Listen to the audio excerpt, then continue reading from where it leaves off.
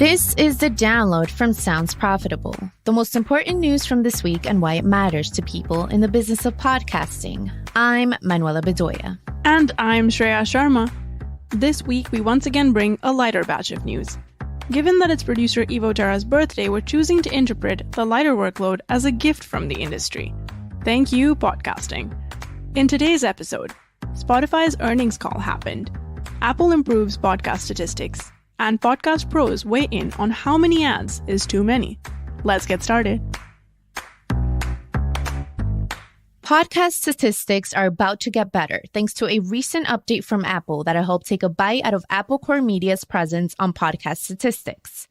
Anyone who just opened the link source and doesn't have a background in coding, we promise that page makes sense.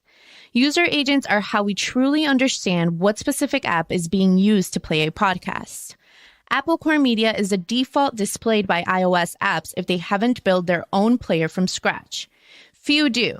This leads to a snowball effect of either over or undercounting Apple's presence in the market.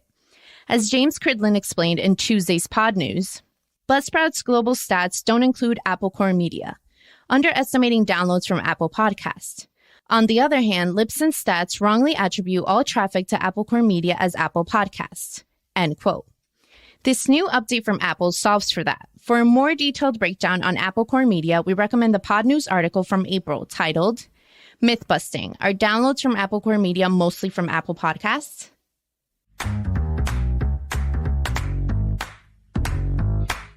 Edison Research's 2022 edition of the Smart Audio Report is slated for release on June 16th. In 2017, for the original Smart Audio Report, NPR and Edison surveyed smart speaker owners to learn how the technology was being integrated into their lives.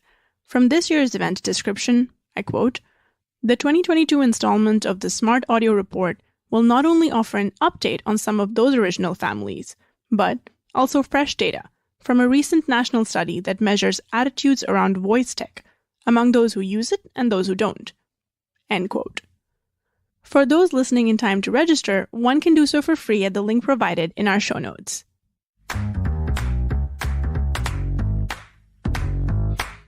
This Wednesday, Bloomberg's Ashley Carman live tweeted the Spotify earnings call. The music powerhouse had a fair bit to say about their podcasting efforts, including some numbers that come as a bit of a surprise after such heavy investment over the past few years. As reported by Carman, a number, Spotify had 200 million euros in podcast revenue in 2021. They expect it to be $20 billion opportunity, end quote. If that number feels low, that's because it is. In a reply on Carman's thread, Pod News editor James Cridland pointed out that 220 million USD of profit amounts to only 15% of the total podcast ad revenue for just the United States in 2021. In addition to the revenue numbers, Spotify teased some details of their upcoming audiobook offerings that'll put them in a market mostly dominated by Amazon's Audible wing. In a bit of mixed messaging, much hay was made about Spotify branching out into 3 new businesses, but they also claimed they're a music-first company.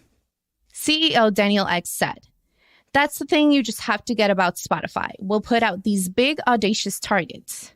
End quote. The irony of this being the official position of a company with a history of announcing big, audacious projects only to blow past the intended release window by months, if not cancel them, is not lost on the download. The earnings call also featured a section criticizing the limitations of RSS distribution, including calling it outdated tech. This is a curious change in tech, given a substantial amount of ad service on Spotify is handled through RSS by Megaphone. It remains unclear as to why Megaphone is being left out in the cold while doing a not insignificant portion of the business that got them to the percentage of 2021 global ad revenue.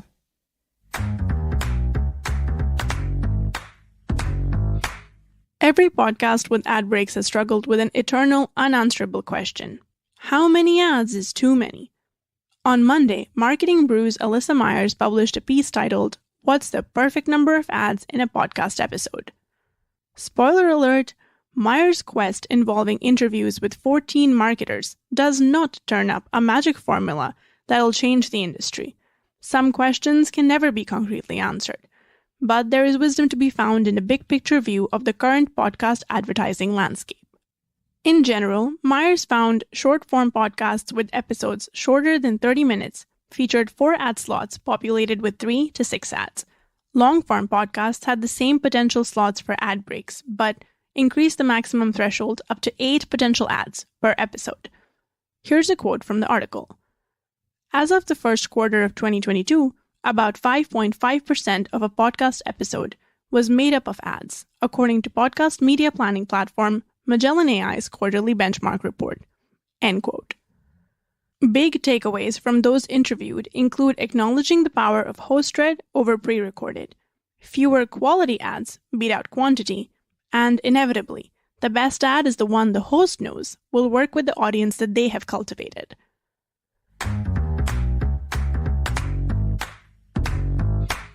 Finally, a quick hits rundown of 2 articles we think are well worth your time that came out this week. First, Crooked Media adds speech-to-text podcast captions with Adobe partnership by Brad Hill. And in our continuing mission to bring news of global podcasting, check out Podcasts More Popular Than Ever as a reliable source of information, study shows by the Brussels Times. And that was the download from Sounds Profitable. I know we went through these fast, so be sure to check out the links to every article mentioned right in your podcast listening app or on soundsprofitable.com/thedownload. And thank you for sticking with us as we bring you the top stories you might have missed from the past week. I'm Manuela Bedoya. And I'm Shreya Sharma. Our producers are Brian Barletta and Evo Terra. Special thanks to Gavin Gaddis for writing today's script and to Omni Studio for hosting The Download. And as always, thank you to you for joining us. Robot. Download complete.